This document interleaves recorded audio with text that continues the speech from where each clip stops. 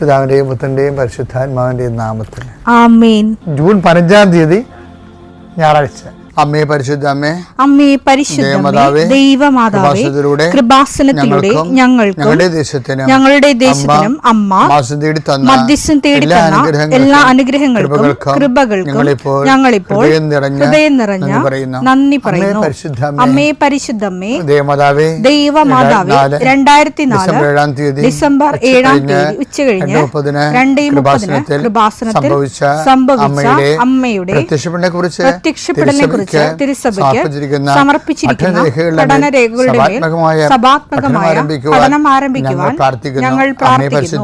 അമ്മേ പരിശുദ്ധമേ, ഭൂസ്വർലോകങ്ങളുടെ രാജ്ഞിയായ അങ്ങേയ്ക്ക് ഭൗമസംരക്ഷണത്തിനായി പ്രപഞ്ചപ്രകൃതിയെ തന്നെ തിരുസഭ പ്രതിഷ്ഠിക്കുവാൻ ഈ പ്രത്യക്ഷീകരണം വഴി ഇടയാക്കണമേ. പരിശുദ്ധമേ, ജപമാല മാതാവേ, സകല കൃപാസനം പ്രാർത്ഥനയോടും ചേർത്ത് ഞങ്ങളിപ്പോൾ പ്രാർത്ഥിക്കുന്ന ഈ കുടുംബത്തിന്റെ പ്രത്യേക നിയോഗം പറ മക്കളെ.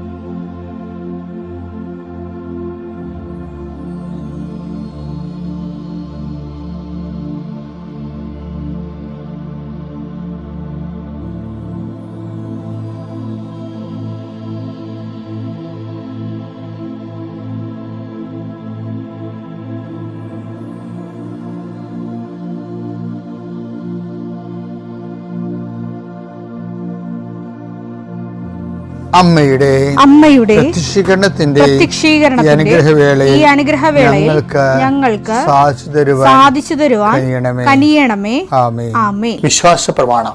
സർവശക്തനായ പിതാവും ആകാശത്തിന്റെയും ഭൂമിയുടെയും സൃഷ്ടാവുമായ ദൈവത്തിൽ ഞാൻ വിശ്വസിക്കുന്നു. അവിടുത്തെ ഏകപുത്രനും ഞങ്ങളുടെ കർത്താവുമായ ഈശോമിശിഹായിലും ഞാൻ വിശ്വസിക്കുന്നു.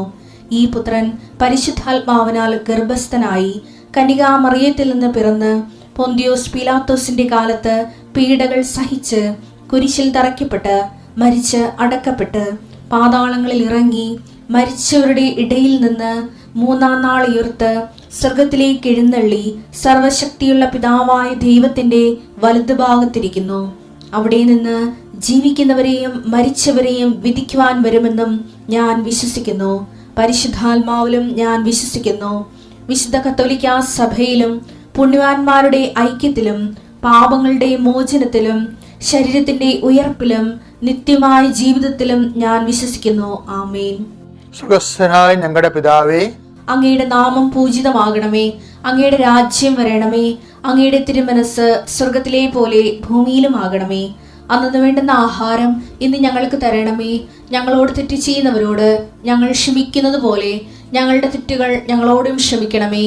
ഞങ്ങളെ പ്രലോഭനത്തിൽ ഉൾപ്പെടുത്തരുതേ, തിന്മയിൽ ഞങ്ങൾ രക്ഷിക്കണമേ. ആമേൻ. നന്മ നിറഞ്ഞ മറിയമേ, സ്വസ്തി. കർത്താവ് അങ്ങയുടെ കൂടെ സ്ത്രീകളിൽ അങ്ങ് അനുഗ്രഹിക്കപ്പെട്ടവളാകുന്നു.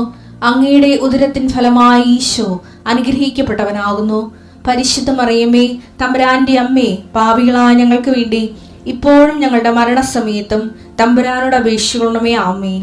കർത്താവേ, നിന്റെ ഉന്നതമായ നാമത്തിന് സ്വസ്ഥം ചെയ്യുന്നു. കർത്താവെ, നിന്റെ വിശുദ്ധ പൗരോഹിത്യത്തെ മഹത്വപ്പെടുത്തണമേ. കർത്താവെ, സഭയിലുള്ള സാന്നിധ്യം പ്രകടമാക്കണമേ.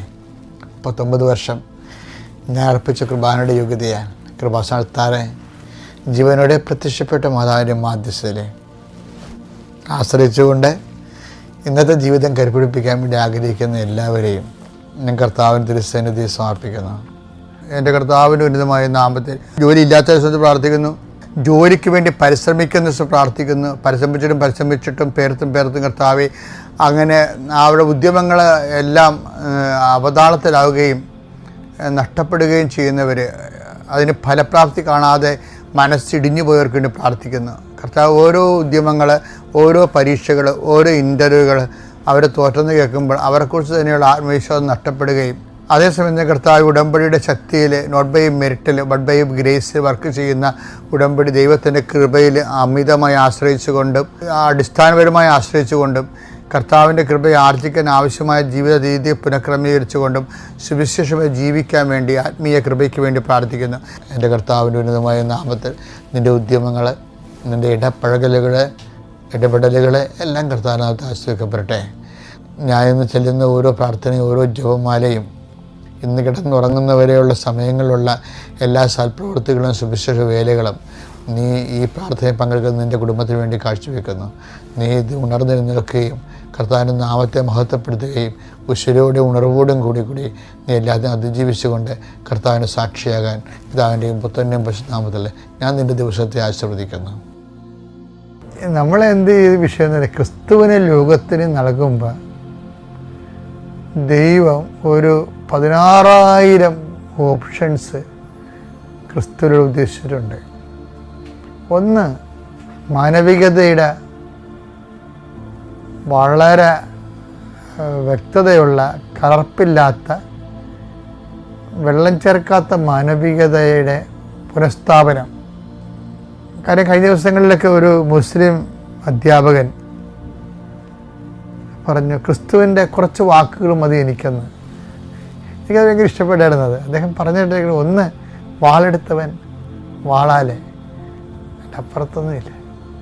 ക്രിസ്തു എന്ന വ്യക്തി മതി എനിക്ക് എന്നാണ് അദ്ദേഹം പറഞ്ഞത്. പിന്നെ അദ്ദേഹം വേറെ, നിന്നെപ്പോലെ നിൻ്റെ അയൽക്കാരനെ സ്നേഹിക്കുക. ക്രിസ്തു മാത്രമേ അങ്ങനെ പറഞ്ഞിട്ടുള്ളൂ. ഞാൻ കോളേജിൽ പഠിക്കുന്ന സമയത്ത് എനിക്ക് വേൾഡ് ഹിസ്റ്ററിയിൽ ക്രിസ്തുവിനെ കുറിച്ചുള്ള വാക്ക് എന്താണെന്നറിയാമോ? മനുഷ്യപുത്രൻ ശാപത്തിൻ്റെയും അതിനാഥനാണ്. എല്ലാ അനുഷ്ഠാന ആചാരങ്ങളും അപ്പുറത്ത് മാനവികതയുടെ ആചാര്യനായിട്ട് മനുഷ്യനെ എല്ലാ തരത്തിലുള്ള സംസ്കാരവും സാമ്പത്തികവും അതുപോലെ തന്നെ എല്ലാതരം ആധ്യാത്മികമായിട്ട് എല്ലാ ബൗണ്ടറീസിൽ നിന്നുമാണ് ക്രിസ്തു വിടുതലായിട്ട് വരണത്.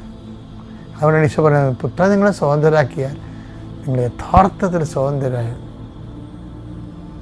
എന്നെ കേൾക്കുന്ന അക്രൈസ്തവ സഹോദരങ്ങളെ കേവലമായിട്ടെങ്കിലും ക്രിസ്തുവിനെ അറിയാൻ വേണ്ടി പരിശ്രമിക്കേണ്ടതാണ്.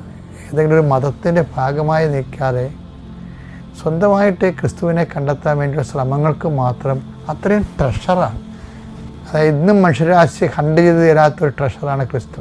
യൂദാസിൻ്റെ ഒരു ദുഃഖകരമായ അനുഭവത്തിന് മുമ്പിൽ ഈശോയുടെ നിലപാട് എന്താണ്?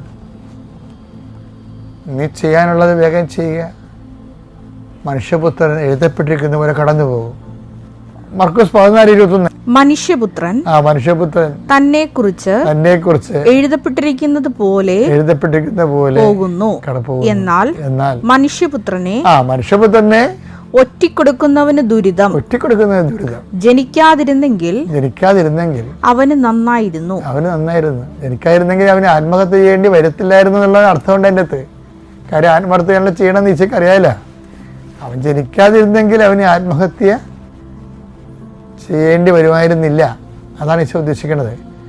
ചെയ്യാനുള്ളതെന്ന് പറഞ്ഞു കഴിഞ്ഞാൽ അതേസമയം തന്നെ എന്തും ആകാം അതിൻ്റെ അകത്ത്. എന്നുവെച്ചാൽ ഇതേ വിഷയം വെച്ചാൽ ഇങ്ങനെയുള്ള ഒരു സംഘർഷാത്മകമായ സാഹചര്യത്തിലൂടെ പോകുമ്പോൾ ഈശോയ്ക്ക് കൺഫ്യൂഷൻ ഇല്ലല്ലോ. എന്താ ഈശോയുടെ കൺഫ്യൂഷൻ മാറ്റണത്? എന്താണ്? മനുഷ്യപുത്രൻ എഴുതപ്പെട്ടിരിക്കുന്ന പോലെ കടന്നു പോകും എന്ന് വെച്ച് കഴിഞ്ഞാൽ നമ്മുടെ കൺഫ്യൂഷൻ മാറ്റുന്നതെല്ലാം അതാണ്. എന്താണ്? കർത്താവിൻ്റെ വചനത്തിൽ എന്താണ് എഴുതിയിരിക്കുന്നത്? ഒരു കൺഫ്യൂഷൻ ഉണ്ടാകുമ്പോൾ നമ്മളെന്ത് ചെയ്യും? കർത്താവിൻ്റെ വചനത്തിൽ എഴുതിയിരിക്കുന്ന പോലെ ജീവിക്കും. പിന്നെ കൺഫ്യൂഷൻ തീർന്നല്ല. എല്ലാ കാര്യങ്ങൾക്കും കർത്താവിൻ്റെ വചനത്തിൽ അതിൻ്റെ കറസ്പോണ്ടിങ് ആയിട്ടുള്ള നിലപാടുകൾ വെളിപ്പെടുത്തുന്ന വചനങ്ങളുണ്ട്. അപ്പം നമ്മളതനുസരിച്ച് ഒരു നിലപാടെടുക്കും. 2 Corinthians 4:14. കർത്താവായ യേശുവിനെ ഉയർപ്പിച്ചവൻ, കർത്താവായ യേശുക്രിസ്തുവിനെ ഉയർപ്പിച്ചവൻ യേശുവിനോട് കൂടെ ഞങ്ങളെയും ഉയർപ്പിക്കുമെന്ന് നിങ്ങളോടൊപ്പം അവിടുത്തെ സന്നിധിയിൽ കൊണ്ടുവരുമെന്നും ഞങ്ങൾ അറിയുന്നു. അപ്പം അതാണ് നമ്മുടെ ക്ലേശങ്ങളെ അഭിമുഖീകരിക്കുമ്പോൾ ഭൂമിയിൽ ചിലപ്പോൾ നമ്മൾ പരാജിതരായി കാണും. പക്ഷേ എന്തുകൊണ്ടാണ് ഞങ്ങൾ പരാജിതരായി കഴിഞ്ഞാലും നിങ്ങൾ വിജയിക്കണമെന്ന് പറഞ്ഞതിൻ്റെ കാരണം എന്ന് വെച്ച് കഴിഞ്ഞാൽ ഈ പരാജയം എല്ലാം കാണുന്ന ഒരാളുണ്ട്. ഒരാളിന് വേണ്ടിയാണ് നമ്മൾ ഈ പരാജയപ്പെട്ട് കൊടുക്കണത്. ചിലയിടത്തേക്ക് നമ്മൾ ക്ഷമിക്കുമ്പോൾ നമുക്ക് ലക്ഷങ്ങളാണ് നഷ്ടപ്പെടുന്നത്, അറിയാമല്ല. ചിലയിടത്തൊക്കെ നമ്മൾ കള പോട്ടെന്ന് വെച്ച് കഴിഞ്ഞാൽ ആ നാട്ടിൽ നമ്മുടെ വില പോകും. അതുകൊണ്ടാണ് ഈ ആൾക്കാർ ഗുണ്ടകളെ വെച്ച് തിരിച്ചു തരണത്. പക്ഷെ നമുക്കത് പറ്റത്തില്ല.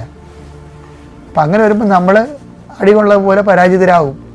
ഞങ്ങൾ പരാജിതരായാലും എന്താ കാര്യം? അതിൻ്റെ അർത്ഥം എന്താണ്? ഞങ്ങളെ വിജയിപ്പിക്കാൻ ഒരാളുണ്ട്. അതാരാണ്? യേശുക്രിസ്തുവിനെ ഉയർപ്പിച്ചവൻ. അവനോടുകൂടി ഞങ്ങളെയും ഉയർപ്പിക്കും. അതായത് അവൻ്റെ നിത്യരക്ഷ ഉയർപ്പ് കണ്ടുകൊണ്ടാണ് ഞങ്ങൾ ഈ പരാജയപ്പെട്ട് കൊടുക്കുന്നത്.